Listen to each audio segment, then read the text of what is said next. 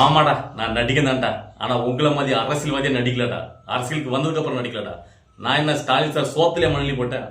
வேற மாதிரி வெறித்தனம்யா. விஜயாவுடைய கடைசி பிரச்சார ஸ்பீச் சும்மா பவர்ஃபுல் ஃபயரான ஸ்பீச். எத்தனை பேர் கேட்டீங்களோ எல்லாருக்கும் வேற லெவலில் வந்து பார்த்தீங்கன்னா ஒரு பூஸ்ட் ஏறிட்டார் மனுஷன். சரி, ஓகே. இன்னைக்கு நம்ம எல்லாரும் அதை பார்த்துருப்பீங்க. நானும் இதுதான் பார்த்தேன். அதாவது விஜய் அவர்கள் அரசியல் கட்சியை ஆரம்பித்த நாள்லேருந்து இப்போ வரைக்கும் நடந்த எல்லா விஷயமும் என் அப்படியே மைண்டில் ஓடிட்டே இருக்கு. இங்கே அவர் அதாவது முதல்ல அறிவிச்சார்ல, நான் வந்து பார்த்தீங்கன்னா அரசியல் கட்சி ஆரம்பிக்க போகிறேன், அரசியலில் வர போகிறேன், இனிமேல் நான் திரைப்படத்தை நான் முழுமையாக விட்டுட்டு என்னுடைய அரசியல் தான் என்னுடைய வாழ்க்கை, அதுதான் ஒப்படைக்க மக்களுக்காக வரேன் அப்படின்னு சொன்ன நாள்லேருந்து இந்த எதிரிகள்லாம் என்னென்ன உருட்டுனாங்க அப்படிங்கிற எல்லா விஷயமும் வந்துட்டு இருக்கு. ஆரம்பத்தில் என்னெல்லாம் சொன்னாங்க. அவர் வந்து பார்த்தீங்கன்னா இல்லை, இது வந்து யூஸ்வலாக நடிகர்லாம் இப்படி தான் பார்த்தீங்கன்னா படத்தை ஓடுறதுக்காண்டி இப்படி சொல்லுவாங்க. அதாவது ரஜினிகாந்த் சொன்னார்ல, அந்த மாதிரி நான் அரசியலுக்குள்ள வரப்போறேன் அப்படின்னு இவரும் சொல்றாரு. இவரெல்லாம் கட்சியெல்லாம் ஆரம்பிக்க மாட்டார்ப்பா அப்படின்னாங்க. அவர் கட்சி ஆரம்பிச்சாரு. பேரறிக்கொடி கொடிலாம் இங்கேப்பா அறிமுகப்படுத்த போறாரு அப்படின்னாங்க. கொடி அறிமுகப்படுத்தினாரு. அதுக்கப்புறம் முதல் மாநாடு. எப்பா இவரெல்லாம் வந்து சும்மாயா, அவரெல்லாம் முதல்ல மாடலாம் எங்கேயா மாடலாம் நடத்துக்கலாம். அவர் பயந்தாங்குடி, அவர் வீட்டு விட்டு வெளியே வர மாட்டியா, மாடலாம் நடத்த மாட்டாருனாங்க. மாநாடு நடத்தி மாநாட்டில் இப்போ இவர் என்ன பெருசாக பேசுவார், இவரெல்லாம் பேச தெரியுமா, இவரெல்லாம் ஒரு சைலண்டான இவர் எப்படி அரசியல் தாக்கு பிடிப்பாருனாங்க. சக்க போட்டார் மனுஷன். முதல் மாநாடு ஸ்பீச் ஃபயர் ஸ்கூல் போச்சு. உலகமே பிரமிச்சு போயிட்டு விஜயோட ஸ்பீச் ஆகுது அப்படின்ட்டு போட்டு பொலன்னு பொழந்தாரு. அதுக்கப்புறம் அடுத்த கட்டமாக பார்த்தீங்கன்னா இப்படிதான், அங்கே மாடு போட மாட்டார், இதை பேச மாட்டார், அதை பேச மாட்டார். இவர் வந்து மக்கள் இப்படி தான் அப்படி தானே ஏகப்பட்ட உருட்டுகள். இவர் பண்ணையார் வெளியில் வர மாட்டாருனாங்க. வெளியில் வந்தால் என்னாச்சு, அவ்வளோக்குள்ள தீய சக்திலாம் சேர்ந்து அவர் வந்து பார்த்தீங்கன்னா அவருக்காக ஒரு 41 உயிர்கள் போச்சு. ஸோ அவரை பார்க்க வந்த மக்கள் ஸோ என்னென்ன முடியுமோ எல்லாத்தையும் சகட்டு மணிக்கு பண்ணாங்க. ஸோ அதையெல்லாம் தாண்டி இன்னைக்கு ஒரு மனுஷன் நிற்கார் பாரியா. அதுலேயும் இன்னைக்கு குறிப்பாக அவர் வந்து சைட்டு மணிக்கு எல்லாரையும் போட்டு பிறந்தார். அவங்க தெரியும்ல, ஸ்டாலின் சார்ல ஆரம்பிச்சு மற்றும் பலர் பாஜகன்னு, அதாவது இதுக்கு முன்னாடி எடப்பாடி இது வரைக்கும் அவர் வந்து விமர்சி தான் பார்க்கல. இன்னைக்கு எடப்பாடி போட்டு ஒரு போல பிறந்தார். வெளில வர மாட்டார. முதல்ல எடப்பாடி தொகுதி விட்டு நீ வெளில வாயா, அப்புறம் பேசியா. எடப்பாடி தொகுதி விட்டாலும் பண்ண முடியும், எங்காலே நீ வேண்டாத வேலைலாம் பார்த்த வேலைக்கு மணிக்கு அப்படின்னு அவரு போட்டு பிறந்தாரு. பாஜகவோட அமைச்சர் எல்லாத்தையும் சைட்டு மணிக்கு முன்னாடி சும்மா சிங்க மாதிரி கழிச்சிருந்தாரு. அதில் அவர் சொன்னார் ஒரு வார்த்தை, அதை வந்து நான் ரொம்ப நாள் நினைச்சிருக்கேன். ஆமாம்ல உண்மைதானே அப்படின்ட்டு. அதாவது ஒரு மெயின் பாயிண்ட் அதான் ஆரம்பிச்சார். நான் முதல் மாடு விழுப்புரம் விக்ரவாண்டியில் என்ன சொன்னேன், அதாவது என்னுடைய அரசியல் எதிரி திமுக சொன்னேன், கொள்கை எதிரி பாஜக சொன்னேன். ரெண்டுலையும் ஏதாவது மாற்றமா, நான் ஏதாவது முரண்பட்டிருக்கானா இப்போ வரைக்கும் சொல்லுங்க அப்படின்னாரு. ஆமல்ல, அவர் எதுவுமே மாறலையே. அவர் அன்னைக்கு என்ன சொன்னார் தானே, நான் வந்து பொய் சொல்ல மாட்டேன், என்ன நீங்க முழுசா நம்பலாம் அப்படின்னு அவர் சொன்னதுலேருந்து எதையுமே அவர் மாத்தல.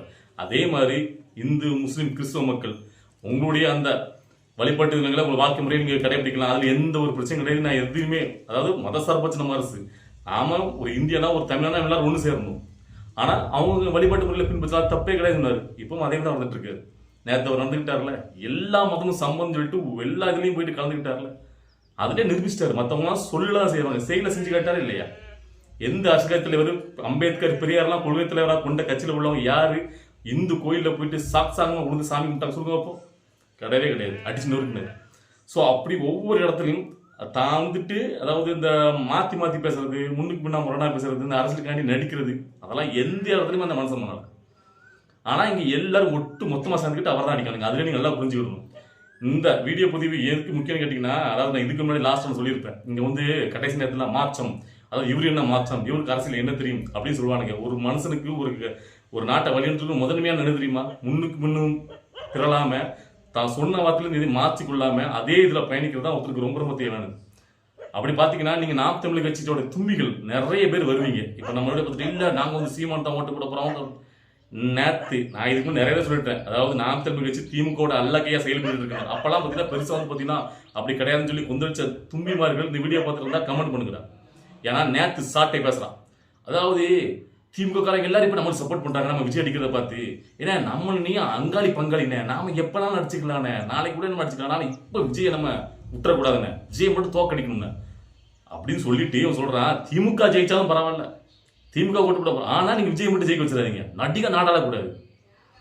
இதே எப்படா கொஞ்சம் கூட உங்களுக்குலாம் கூச்சலாச்சமே கிடையாதுடா. சோறு தான் சாப்பிட்றீங்களா, வேற ஏதாவது சாப்பிட்றீங்களாடா எச்சைங்களா? இல்லை எதுக்காக நாம் தமிழ் கட்சி நீங்கள் வழிநடத்திட்டு வரீங்க? நான் கேட்குறேன் நாம் தமிழ் தும்பிகளுக்கு, ஆமை குஞ்சு தும்பிகள், தைரியமாக இதுக்கு மட்டும் நீங்கள் கமெண்ட் சொல்லு. அதாவது ஈழத்தில் தமிழர் கொல்லப்பட்டதுக்கு காரணமாக இருந்த திமுகவையும் காங்கிரஸையும் இவங்களுக்கு அங்காளி பங்காளிகள் என்ன அவங்க கூட மன்னிச்சிருக்கேன். விஜய் அப்படி என்னத்த பண்ணாரு கேட்கிறேன். இந்த மக்களுக்கு ஏதாவது பண்ணாரா? இதுக்கு முன்னாடி ஆட்சி அதிகாரத்துக்கு வந்து மக்கள் துரோகம் பண்ணாரா? ஈழத்துல தமிழர் கொத்து கொத்தா கொல்லும் போது வேடிக்கை பார்த்தாரா? இல்லைன்னா மறைமுகம் உதவி பண்ணாரா? ஆனா இவங்க தமிழருக்காக நிறைய பேர் வருவானுங்க, தமிழருக்காக அப்படி இருக்க திமுக அங்காளி பங்காளி சொல்றான். நாம் தமிழ் கட்சியில் கொள்கை பிறப்பு செயலாளர் தான், அவங்கள கூட மன்னிப்பாங்க, அவங்க கூட பரவாயில்ல. ஆனா விஜய் மட்டும் விட்டுறக்கூடாது. ஏன் விஜய் தான் ஆட்சி அதிகாரத்தில் வந்து ஈழத்த தமிழர் கொல்லப்படும் இது பண்ணாரா? ஏன்டா ஈழத்தமிழருக்கு போராட்டம் பண்ணது உண்ணாவிரதம் இருந்தது அந்த மனுஷன் தான்டா. தமிழ்நாட்டு மக்களுக்கு ஒவ்வொரு பிரச்சனை வருமே அந்த மனுஷன் இருக்காரு, ஒரு நடிகராக இருந்தது கூட. நீங்க ஒன்னு அந்த போர் சமயத்தில் என்ன பண்ணிருந்தாரு? அதாவது நம்ம வந்து பார்த்தீங்கன்னா நாம் தமிழர் கட்சி எதுக்கு நம்ம நோக்கமே கிடையாது, நம்மளுடைய லிஸ்ட்ல அவனு கிடையாது. நம்ம திமுக தான் டார்கெட் பண்ணி வச்சுட்டு இருக்கோம். அந்த டைம்ல இவங்க உள்ள வந்துட்டு அப்போ நடுநிலைமைவாதிகள் சீமான தூக்கி பிடிக்கிற தும்பிகளை உண்மையை புரிஞ்சுக்கணும். இந்த மக்களுக்கு உண்மையிலே நல்லது பண்ண நினைக்கக்கூடியது யார் அப்படின்ட்டு. நீ உண்மையிலேயே தமிழருக்கான ஒரு தலைவர் நீ வரணும்னா உன்னுடைய எதிரியாரு திமுக காங்கிரஸ், அதில் தான் உன்னுடைய ஃபோக்கஸ் இருக்கணும். ஆனால் அவனுக்கு கூட உங்களுக்கு அங்காளி பங்காளியா மன்னிச்சுக்கலாமா? நான் நாளைக்கு கூட நம்ம அடிச்சும் பிடிச்சிப்போம். ஆனால் விஜய் மட்டும் விட்டுறக்கூடாது. அப்போ எந்த அளவுக்கு உங்களுக்கு ஈன புத்தி இருக்கு. ஸோ அதை பார்த்துல எனக்கு செமையான ஒரு கடுப்பு. அவங்களுக்கு வந்து 10 பேர் கொடுக்கணும்னு நினச்சேன். அதான் இது சரியா. அதனால் ஆமைக்கு திங்கள் யாராக இருந்தாலும் நீ இன்னைக்கு இந்த வீடியோ பார்த்தோன்னா கமெண்ட் போடு, பார்த்துடலாம். உங்க ஒன்ன சாட்டை பேசுறானா, சீமான் பேசுறாருல, முழுக்க ஏதோ வந்து பார்த்தீங்கன்னா விஜய் தான் இங்கே வந்து பார்த்தீங்கன்னா இவ்வளோ உள்ள எல்லா மக்களும் நாசம் போகிறதுக்கு, மலையை திருடி தின்னதுக்கு, நாட்டுள்ள அதாவது பெண்கள் பாதுகாப்பு இல்லாமல் பாலியல் குற்றங்கள், போதைப் பொருட்கள் எல்லாத்துக்கும் அவர் தானே காரணம். அவர் தானே சட்டத்தை நேரடி கட்டுப்பாட்டு வச்சுட்டு இருக்காரு. நீ அவனை தானே 24 மணி பிடிச்சி தூங்கணும். இல்லை கேட்க எவனை கேள்விக்கணும், அவனை கேள்விங்கன்றா பெண்ணைகளா. சரி, அதுக்கப்புறம் வந்து பார்த்தீங்கன்னா இன்னொரு முக்கியமான விஷயம் என்ன கேட்டிங்கன்னா, நிறைய பேர் நம்முடைய கமெண்ட்ல கேட்டே இருந்தீங்க. ஆனால் வந்து பார்த்தீங்கன்னா இந்த பூத் ஏஜென்ட்டு இதை பற்றி ஒரு விழிப்புணர்வு கொடுக்கணும், அதை பற்றி பேசுங்கண்ணான்ட்டு நிறைய நண்பர்கள் கேட்டிருந்தீங்க. அதில் என்னமா பேசுறது, எல்லாருக்குமே தெரிஞ்ச விஷயம் தான். திரும்பியும் நான் கேட்டக்காண்டி சொல்கிறேன். அதாவது கண்டிப்பாக அதிகாரத்தில் உள்ளவங்க இங்கே பலமுறை ஆண்ட கட்சிகளுக்கு என்ன பண்ணணும், அங்கே எப்படி பண்ணணும் நல்லாவே தெரியும், சரியா? ஆனால் அதே மாரி வந்து பார்த்தீங்கன்னா நம்ம ஜனநாயகத்தை நம்புகிறோம். வெளியில் உள்ள பிரச்சனைகள் என்னென்ன பண்ணுவாங்கிறது நம்மளுக்கு இப்போ வந்து செல்ஃபோன் இருக்குது, எல்லாரும் அதை எடுத்து விட்டுருவாங்க. நம்ம தம்பிகள் எல்லாரும் பார்த்தீங்கன்னா இளைஞர் பட்டாலும் கொஞ்சம் அதிகமாகவே நில்லுங்க. அதாவது அவங்க ஒரு அந்த பூத்தில் வந்து கொஞ்சம் கேப் விட்டுருப்பாங்க. அங்கே வந்து பார்த்தீங்கன்னா ஏதாவது பிரச்சனைனா உடனே போகிற மாதிரி கொத்தா நம்ம ஆட்கள் அங்கே நில்லுங்க. ஏன்னா அந்த அதிகார வர்க்கத்தில் உள்ளவங்க நல்ல பணத்தை இறைச்சி நல்லா சரக்கு இதுன்னு போதையில் நிற்பானுங்க. ஏதாவது பிரச்சனை என்னாலும் நீங்கள் ஒட்டு மொத்தமாக ஒன்றா நில்லுங்க, சரியா? ஒரு பாதுகாப்பாக இருங்க. பூத்தில் உள்ள ஏஜென்ட்டுகளுக்கு நான் என்ன சொல்கிறேன் கேட்டிங்கன்னா, உள்ள நீங்கள் வந்து ஒவ்வொரு தொகுதியிலும் பூத் ஏஜெண்டாக நீங்கள் ஆளை நீங்கள் நியமிச்சிருப்பீங்க. இந்நேரத்துக்கு நீங்கள் பேச வச்சிருப்பீங்க யாரை தான் பூத் ஏஜெண்டாக போகணும்னு சொல்லிட்டு. அந்த மாதிரி ஆட்கள் பூத் ஏஜெண்டாக உள்ளே இருக்க போகிறவங்க தான் மெயின், மிக மிக முக்கியமானது. நீங்கள் இவ்வளோ நாளாப்பட்ட கஷ்டம் எல்லாமே அவங்க கையில் தான் இருக்குது. என்னன்னு கேட்டிங்கன்னா, அவங்க வந்து ரொம்ப ரொம்ப விசுவாசிகளாக இருக்கணும். இந்த பணத்துக்கு ஏமாந்து போகிறவங்க, பணத்தை வாங்கிட்டு துரோகம் பண்ணுற துரோகிகளாக இருந்துடக்கூடாது. அதனால் நீங்கள் வந்து பூத் ஏஜென்ட் தானே, அது சாதாரண ஆட்கள் சும்மா இவனை போட்டுடலாம் அவனை போட்டுடலாம் அப்படின்ட்டு போடாதீங்க. ரொம்ப ரொம்ப விசுவாசியாக ரொம்ப நம்பிக்கையான ஆட்களை நீங்கள் உள்ளே விடுங்க. ஏன்னா உள்ளே நடக்கிற விஷயம் வெளியில் தெரிய வாய்ப்பே கிடையாது. அவங்க ரொம்ப முக்கியம். என்னன்னு கேட்டிங்கன்னா, அதாவது உங்களுக்கு தெரிஞ்சிருக்கும், இப்போ நம்ம பூத்துக்கு போகிறோம், ஓட்டு போட போகும்போது நம்மளுடைய பேரை வந்து வாசிப்பாங்க. அங்கே உள்ள அதாவது ஒவ்வொரு கட்சி சார்ந்தவங்க 2-3 பேர் இருப்பாங்க. அவங்ககிட்ட ஒரு லிஸ்ட் இருக்கும். எல்லாத்தையும் ஒவ்வொரு கட்சி சார்ந்தவங்ககிட்டையும் அந்த நேம் லிஸ்ட் இருக்கும். அந்த ஓட்டில் எத்தனை நம்பர் அவங்க ஓட்டு, அவங்க ஐடியெல்லாம் நம்பர் இருக்கும்ல, அவங்க ஓட்டு போடும்போது அந்த மையக்கு முன்னாடி அவங்களுடைய பேரை வாசிப்பாங்க. அப்போ இவங்க எல்லாரும் நோட் பண்ணுவாங்க, ரைட் இவராக வந்திருக்காரு, அவருடைய ஒட்டி கிழிப்பாங்க. ஸோ இப்படி செக் பண்ணிட்டே வருவாங்க. கடைசியில் ஓட்டு போடாத ஒரு லிஸ்ட்டுன்னு வரும். ஒரு 50 பேர் இருக்கான்னு வச்சுக்கோ ஒவ்வொரு பூத்தில். அதுதான் அதை யார் கையகப்படுத்த போகிறா அப்படிங்கிறது அங்கே ஒரு இது. அதாவது இந்த அதிகார வர்க்கம் இதுக்கு முன்னாடி நம்ம வந்து பார்த்தீங்கன்னா நேரில் பார்த்த கிடையாது, செய்தி வழி தான். அதை என்ன சொல்லுவாங்க கேட்டிங்கன்னா, உள்ள எப்படியும் கொஞ்சம் விலைக்கு வாங்கிடுவாங்க. இந்த 50 ஓட்டும் வேஸ்ட் தானே, ஓட்டு போடாமல் தானே போகுது, அதை அப்படி விடாமல் அது நம்மளுக்குள்ளே பாக பிரிவினை பிடிச்சிக்கலாம். உனக்கு ஒரு 10 எனக்கு 5 அப்படின்னு அந்த அதிகார வர்க்கம் பணத்தை கொடுத்து அப்படி விலைக்கு வாங்க. அங்கே உள்ள ஆட்களை விலைக்கு வாங்கிட்டா போதும், வெளியே தெரியாது இல்லை, அதை நடத்துறதுக்கு முயற்சி பண்ணுவாங்க. ஸோ அங்கே வந்து பார்த்தீங்கன்னா ரொம்ப ரொம்ப கேர்ஃபுல்லாக இருக்கணும். அதுக்கு தான் சொல்கிறேன், பூத் ஏஜென்ட் நியமிக்க போகிறவங்க ரொம்ப ரொம்ப விசுவாசிகளாக இருக்கணும். அதாவது இப்போ வந்து எடப்பாடி தொகுதியில் ஒரு நம்பிக்கை துரோகம் பண்ணி பணத்தை வாங்கிட்டு ஓடி பண்ணேன், அது கூட வெளியில் இப்போ அதுக்கு பதிலாக சுயேட்சை ஒரு வேட்பாளருக்கு விஜய் ஆதரவு கொடுத்துட்டாரு, அதை மக்கள் பார்த்துப்பாங்க. ஆனால் உள்ளவன் நீ வந்து பார்த்தீங்கன்னா ஏதாவது விலைக்கு போயிட்டுனா வெளியில் யாருக்குமே தெரியாது. அவங்க வந்து உன்னை மூலம் செலவு பண்ணுவாங்க. நீ எப்படினா ஜெயிக்க போகிறது இல்லையா, நீ புதுசாக வந்து அந்த ஓட்டர் ஃப்ரீ தானே போகிறேன், எதுக்கு இப்படி கஷ்டப்பட்டுருக்கேன், உனக்கு நான் என்ன குடும்பம் பார்த்துக்கிறேன், நீ வந்து கம்முன்னு நாங்கள் பார்த்துக்கிறோம் அப்படின்னு சொல்லிட்டு உங்களை மூலம் செலவு பண்ணுவாங்க. அதனால அந்த பூத் ஏஜெண்டாக ஒவ்வொரு பூத்துக்கும் போடக்கூடிய ஆட்கள் விஜய் அவர்களுக்கும் ரொம்ப ரொம்ப விசுவாசிகளாக ரொம்ப நம்பியக்கூடிய ஆட்களாக நீங்கள் உள்ளே இறக்குங்க. கடைசி நேரத்தில் அதை எதுவும் சமரசனம் போயிடாதீங்க. நான் சொல்கிறேன், அந்த மனுஷன் பாவம் பார்த்தீங்கல்ல, அவ்வளோ பேர் ஒட்டுமொத்த விஜய் தான் இருக்கான். ஸோ அப்படிங்கும்போது அவருக்கு எவ்வளோக்குள்ள நீங்கள் விசுவாசமாக இருக்கணும். அதாவது நல்லா புரிஞ்சுடுங்க, திரும்ப நான் இந்த இதில் சொல்கிறேன். அதாவது விஜய் அவர்கள் மாதிரி ஒரு மிகப்பெரிய மக்கள் படை, செல்வாக்கு உண்ட ஒரு பணம் புகழ் எல்லாத்தையும் பார்த்த மனுஷன். அவரையே பார்த்தீங்கன்னா 3வதா வளர விடக்கூடாது அப்படிங்கிறக்காண்டி தான் இவ்வளோக்குள்ள எதிர்ப்புகளும். ஏன் வந்து இந்த அதிமுக திமுக விட விஜய் தான் ரொம்ப எதிர்க்குது, ஏன் வந்து சீமானை எதிர்க்கல?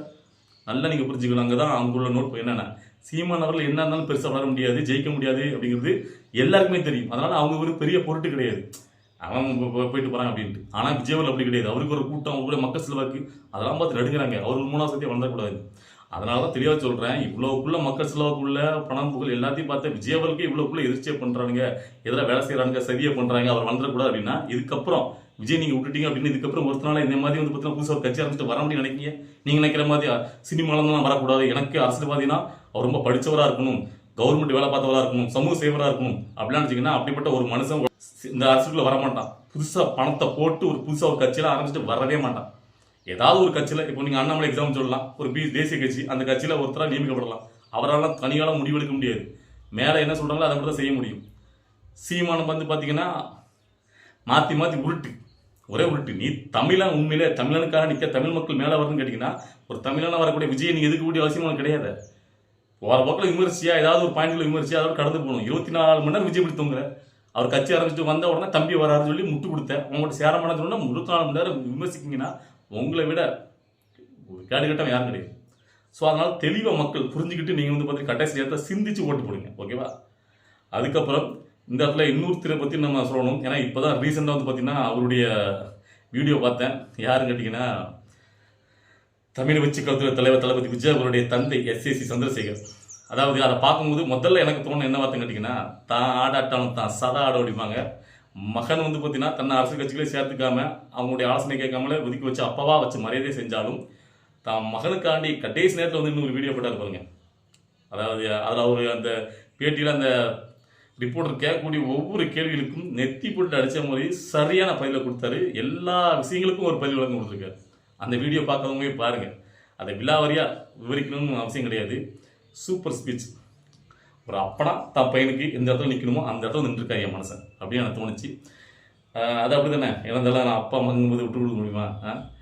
இவங்க வந்து என்ன வேணால் சொல்லலாம். அவர் வந்து நான் அப்படி இப்படின்னு கேரக்டர் அசோசியேஷன் பண்ணி என்ன வேணால் விமர்சிக்கலாம். ஆனால் அந்த மனசு அப்படிப்பட்டவர் கிடையாது. என்னை பொறுத்த வரைக்கும் ஒன்று தான், விஜயவர்கள் வந்து பார்த்தீங்கன்னா இவ்வளோக்குள்ள இந்த திமுக ஆட்சியில் இருக்கும்போது நீங்கள் பார்த்துருப்பீங்க, இந்த திரைத்துறையில் எல்லாரும் எலும்பு துண்டிக்காண்டு எப்படி திமுக கிட்ட வாழன் ஆட்டிக்கிட்டு போகிறாங்கன்னு உங்களுக்கு தெரியும்.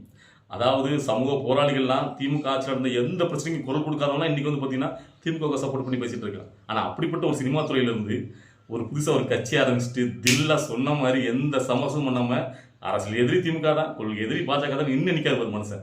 அந்த கட்சிக்கு நம்மளுக்கு சப்போர்ட் பண்ணுவாங்க. ஸோ நாளைக்கு ஒரு நாள் தான் இருக்குது, நல்லா சிந்திச்சு நீங்கள் யாருக்கு ஓட்டு போட நினைக்கிறீங்களோ ஓட்டு போடுங்க, ஓகேவா?